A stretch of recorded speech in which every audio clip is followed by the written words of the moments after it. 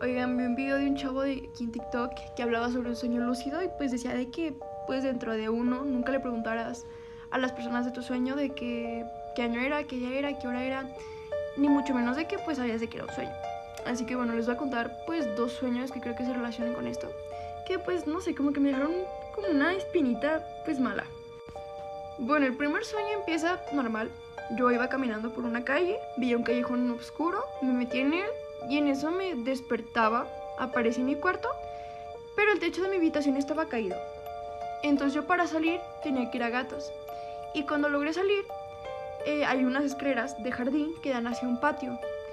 Y cuando las iba bajando, veía de que ya habían albañiles que ya estaban reparando el techo. Y pues como que se me hizo extraño.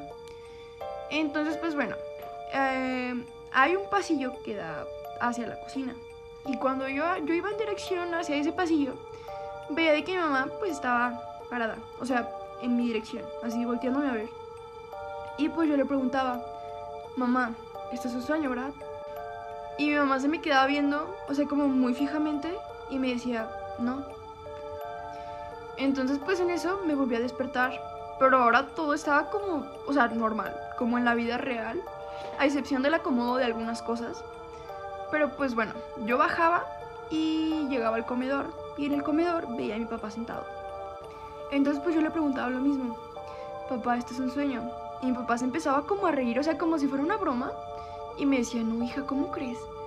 Y luego yo le preguntaba, ¿qué hora es?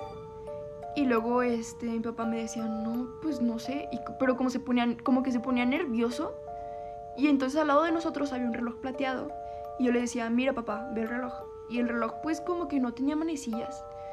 Entonces pues yo me iba.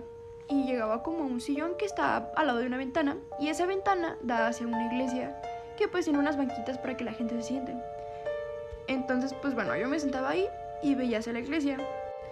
Y pues en una de esas banquitas había una sombra oscura que era como alta, estaba como sentada en la banca y tenía como un sombrero que bueno, de hecho creo que varias gente ya ha soñado con él.